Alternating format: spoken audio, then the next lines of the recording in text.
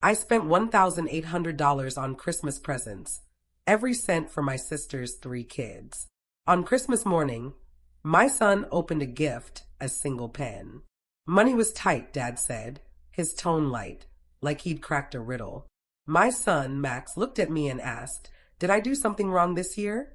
I loaded the SUV with every box I'd bought, took a snapshot of the tree, and sent a text. Gifts reclaimed. By 7 a.m., my sister was hammering on my door for half an hour.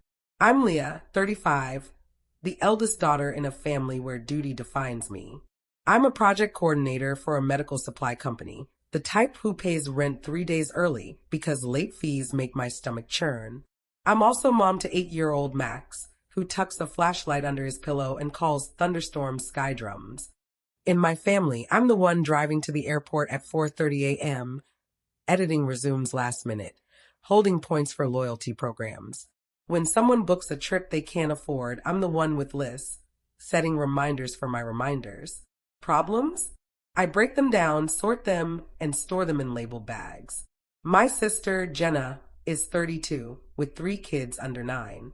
She says she's between gigs, a polite way of saying she hasn't held a job long enough for a W-2 in ages. Her husband, Kyle, is a contractor always this close to a big break. My parents play the chorus, Dad with his homespun sayings, family looks out for family. It all balances out. Mom with her gentle chiding, Leah, kids cost a lot. They're trying. You'll understand when you're a parent. I bite my tongue because I am a parent and I don't expect others to foot my bills. Every year, we do Christmas at my parents' split-level ranch, with the same glowing ceramic village on the piano and the same jumbled tub of lights nobody bothers to untangle in January. The rules are clear. Adults draw names, $40 limit, but the kids come first. I always overspend on the kids. I tell myself it's because I love to give, but really it's Messier. I'm chasing a nod of approval from my parents that never arrives, hoping my generosity might unlock their pride. This year, I went all out, calling it a one-time splurge. I built a spreadsheet, tabs for each kid, columns for prices and discount codes, a total that climbed like a nervous pulse. I hunted deals, used my employee discount, and bought a tablet for schoolwork, a non-Star Wars Lego set, light-up sneakers, a dollhouse with working lights that cost more than my first car's insurance, and an art set with streak-free markers.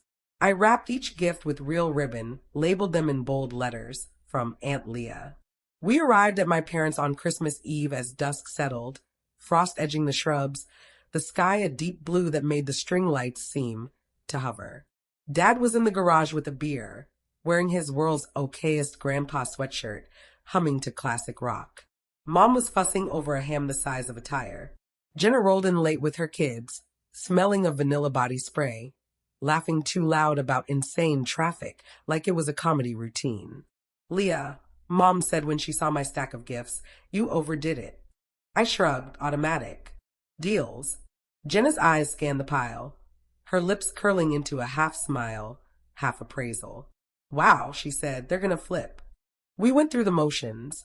Hot chocolate in mismatched mugs, a tired argument about whether Die Hard counts as a Christmas movie, Dad's obsessed, cookies set out for Santa. Max fell asleep on the couch, clutching a candy cane like a scepter. I carried him to the guest room, tucking him under my grandma's yellow quilt on the lumpy mattress. At midnight, the house was still. I stood by the tree, watching the lights reflect in the window like a mirror image outside. This was my favorite part, the quiet before, the anticipation. I snapped a photo, the tree, the gift mountain, the glow. This is why I did it, I thought. Morning came fast. Kids thundered down the hall. Dad jingled sleigh bells from a kitchen drawer. Mom acted shocked by a holiday she'd planned for months. Wrapping paper flew. Kids squealed, no way. I wanted this. The air smelled of coffee and sugar. Then Max opened his gift, a soft box, probably socks. Instead, it was a single black click pen, the kind you buy in bulk at a pharmacy. He turned it over, like it might reveal a secret. Budgets were tight, Dad said, cheery, like he'd nailed a tagline. Max blinked. "Was I bad this year?" he asked, his voice wobbling despite the smile he forced. Something in me snapped, not loud, but sharp, like a seam ripping. Open another, I said, too chipper. He did. Gray ankle socks, 2 sizes too big. Someone had grabbed the wrong pack, or didn't care. Across the room, Ella squealed over the tablet, Liam clutched the Lego box. Piper lifted the dollhouse ribbon like it was sacred. Jenna filmed it all, narrating, "Best Christmas ever." Her phone never turned toward Max. I looked at Mom. She fiddled with the garland. I looked at Dad. He shrugged like it was just weather. "We had to prioritize," he said, like he was briefing a boardroom. Max clicked his pen. Click, click, small, relentless. My mouth tasted like stale coffee and steel. Jenna leaned in, whispering like she was sparing me. "Don't make it a thing, Leah. It's Christmas." The seam kept tearing. The first time I covered Christmas for Jenna's kids, Piper was a newborn, and Kyle's work had dried up. Jenna called me in tears from a strip mall lot. "I don't know how we'll do gifts," she sobbed. I said the words I've regretted 1,000 times. "I'll handle it this year." 3 hours later, I was in Target, cart piled with toys. Mom texted, "You're a lifesaver." Jenna's so lucky. Lucky? The word choked me. It was never the same after that. It became a pattern. Birthdays, random toys, school shoes, soccer fees, dance costumes, minivan breaks, apartment deposits for the kids' stability. When daycare costs spiked, I paid. When Kyle's boss forgot a paycheck, I filled the gap. I had the good head and the steady job, so I could take the hit. And I did, each hit bigger than the last. My parents praised me like I was a reliable machine. "You're so organized," Mom said. "We're proud you help." Dad, "Family takes care of family." In our house, that meant Leah takes care of everyone. I was the hero as long as I didn't ask for anything in return. When I tried to pull back, the scripts came out. "Jenna, it's just a few hundred. You make that in a day. Do you want them to feel left out?" "Mom, don't be so rigid. Kids are kids. Why make it about money?" If I asked for a plan, I got a new crisis. If I pushed for boundaries, I got silence, then an outburst about how I was cold. Love in our family was measured in transactions, and I was the card that always cleared. Last spring, I told Jenna I couldn't cover swim lessons. "I can't this time," I said, like it was a sin. She fired off 10 texts in 3 minutes. "It's $300. They'll drown. You're unbelievable." Then Mom called, her tone reserved for when I'm the issue. "Leah, consistency matters. Don't be harsh." I said, "They need parents, not a sponsor." She went quiet like I'd cursed.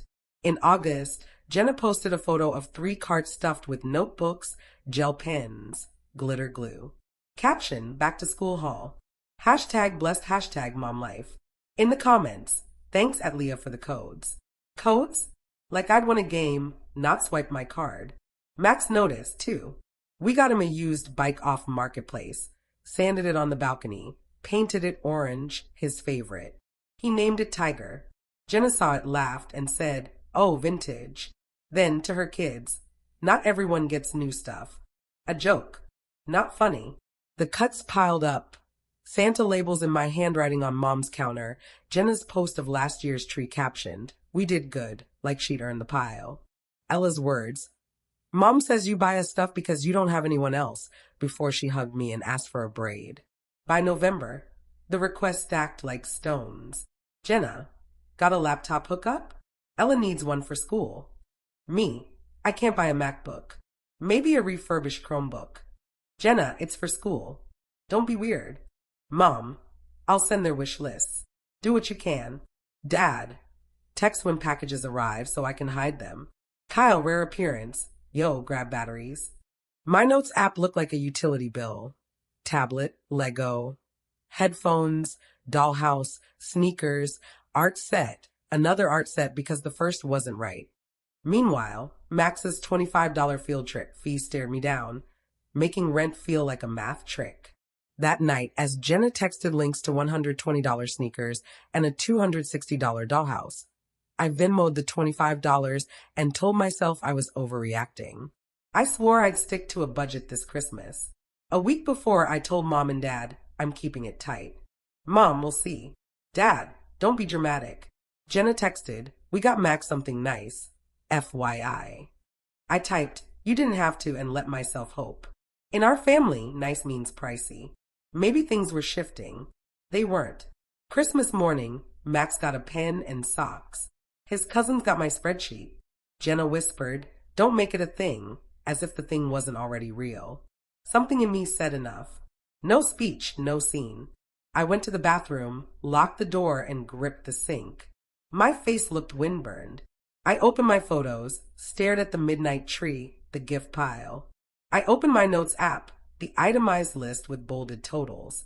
I opened my bank app, the pending charges, the balance teetering. I splashed water on my face and returned to the living room. Max was on the carpet, building a city from empty boxes, his only gifts. He'd drawn a road on a discarded tag with his pen. Mom, he said, can we go home soon? Soon, I whispered. Help me first. He nodded, ready for a task. I pulled on my coat and boots. I'm moving the car closer, I said. Jenna laughed, pointing to the curb. You're right there. Cool, I said, voice steady. Inside, the seam had split clean. I backed the SUV to the porch, popped the trunk, and returned to grab the first box with my handwriting. What are you doing? Jenna asked, her laugh fading. Cleaning up, I said. I carried out one box, then another, then 3. Leah, stop, Mom said, folding a dish towel pointlessly. The kids are playing. Not all of them, I said. Dad stood, grunting. Don't be petty, he warned. I pulled up the midnight photo and held it to Jenna's face. See the stack? Check the labels. I swiped to my notes. Tablet, Lego, dollhouse, sneakers, headphones, art set. All me. My kid got a pen. I'm taking back what I paid for.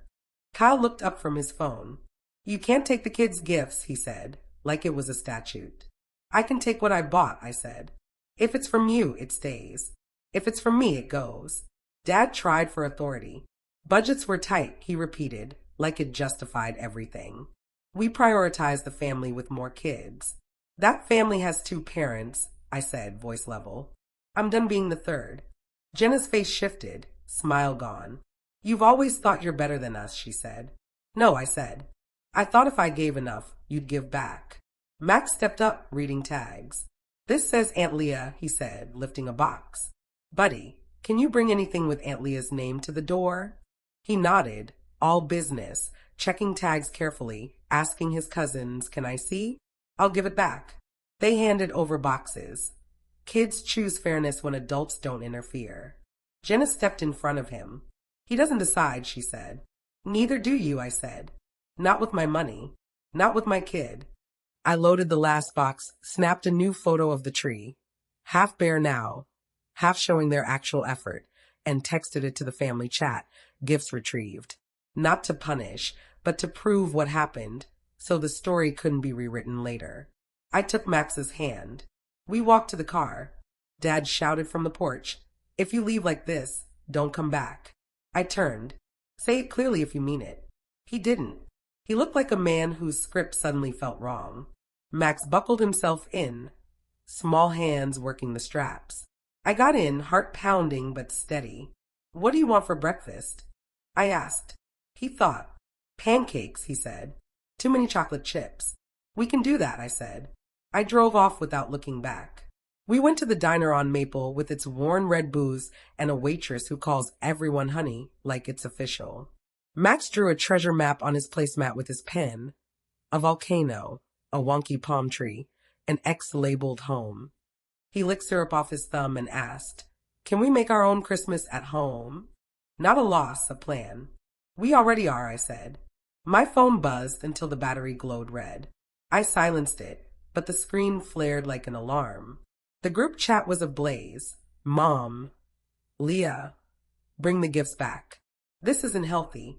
Dad, you embarrassed us. Aunt Carol, this isn't how we do family. Jenna, are you kidding? Ella's crying. Kyle, this is theft. Kyle again, my cousin's a lawyer. We could press charges. Mom, we focused on the kids with the most need. You only have one child. Be generous. That line seared. You only have one child. Like Max's feelings were less because he's one. I flipped the phone over.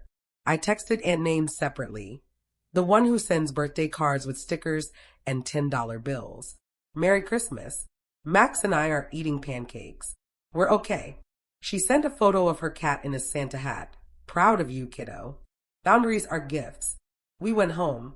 I stacked the boxes along our living room wall under our lopsided tree with its bent stand. Max helped with the lighter ones. Are these still for the cousins? He asked. Most of them, I said. But we'll do it differently. How? We'll rewrap them, label them honestly, and set some aside for people who need them, who don't have a Leah, to bankroll their Christmas. And we'll make sure your name's on yours. He nodded, like it was simple. Can I give something for me? Absolutely, I said. We rewrapped a few new tags in my clear handwriting from Aunt Leah. On the tablet, I stuck a note. Half to savings, half to shelter. Same for the dollhouse and extra art set. Not because the cousins didn't deserve nice things, but because the truth mattered. Around 3 p.m., the knocking started, fists on the door, shaking the wreath. Max flinched. I touched his shoulder. It's okay, I said, and I meant it. I'd emptied the drawer of fear and guilt and tossed it out. Leah. Jenna yelled. I opened the door. She stood in a puffer jacket over pajamas, hair in a messy bun, fury like a shaky fence. Mom hovered behind with a dish towel, half weapon, half prop. Dad paced by the curb, a general staying out of range. Where are the gifts? Jenna demanded. Inside, I said. You're ruining Christmas, she said, voice cracking like she was owed tears. You were fine ruining it for my kid, I said. It's not about who bought what, she said. It always is, I said. You just liked it when I didn't say it. Mom stepped up, using her soft voice. Leah, bring them back. Your cousins are coming. We'll fix this as a family. Family got us here, I said. Here's the deal. Tomorrow, your kids get the gifts I bought, labeled from me. You tell them the truth. No photos captioned, we did good, like I wasn't there. And you don't hand my son a pen while holding my tablet. Jenna's chin lifted. We got Max something nice, she said. It's at home. We forgot. What is it? I asked. She and Kyle blinked in sync, silent. A surprise, Kyle said. For who? I asked. Mom tried sweetness. Sweetie, don't make them the bad guys. They're struggling. I know, I said. They've been struggling for years, and I've been paying so they could pretend it's temporary. Dad finally spoke. You think money fixes everything. No, I said. You've always asked me to fix everything with money. Silence fell. Max tugged my sleeve. Can I show them my map? He whispered. Later, I whispered. We're finishing something. Jenna pointed at the boxes. If you don't give them back, I'll tell the kids you stole Christmas. You already tell them Santa's generous when it's me, I said. I'm done with that role. She stared like I was a stranger. Maybe I was. You're cruel, she said. No, I said. I'm clear. I shut the door. She pounded for another minute, then stopped. Mom's voice came through, pleading. Kyle muttered about lawyers.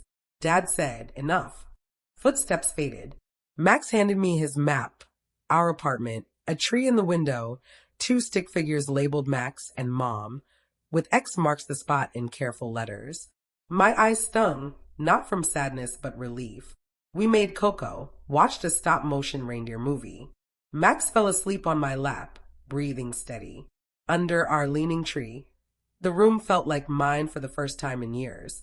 The next morning, I sent 3 emails. One to the shelter for their holiday wish list, one to the school social worker about winter coats in Max's size, one to my bank for a December statement. Not for proof to others, but to redirect my problem-solving habit away from propping up Jenna's narrative.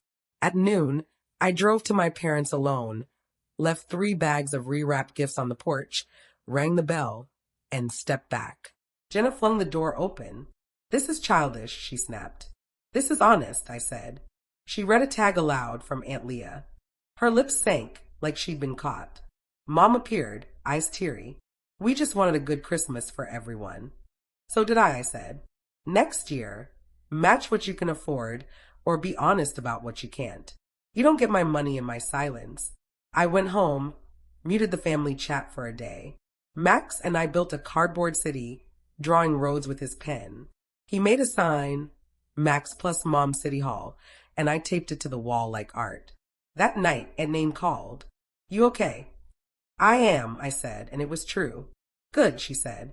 Sometimes you stop being used by stopping being useful to the wrong people. Put that on a mug, I said. I'll glitter it on a pillow, she laughed. Ugly but true. The next day, the noise quieted. Jenna posted a photo of her kids with the gifts, captioned, "Thank you, Aunt Leah." No hashtags, no we. Just the truth. It didn't heal us, but it straightened the story. Dad didn't call. Mom texted, "We love you." I set the phone down. Love is action. I'm waiting to see theirs. That evening, Max and I ate leftovers, played a game with dice and Post-its. He asked if the treasure on his map could move. Sure, I said, as long as we keep the map. I'm still the list maker, the early payer, the helper with casseroles. I didn't choose cruelty, I chose truth. I stopped funding a story where Max learns he's less because he's mine. A week later, Jenna texted, "Can we talk?" We met at a coffee shop halfway between our places. She wore sunglasses indoors, like hiding from a scandal. She slid a latte toward me. Peace offering. I waited. I was embarrassed, she said, in front of Mom, the kids, Kyle. I was embarrassed for my kid, I said. In front of everyone. She nodded. Tiny, we've leaned on you too much. Yeah, I said. I'm not promising a whole new life, she said, sounding like herself again. But we'll stop pretending your money is our work. I'll tell the kids the truth. That's a start, I said. She looked at her cup. Can I ask for one thing, not money? I braced. Can you send me that spreadsheet? I don't know how to budget. I exhaled. Yes, I said. Boundaries aren't walls. Oh, and don't forget to subscribe to my channel for more stories like this.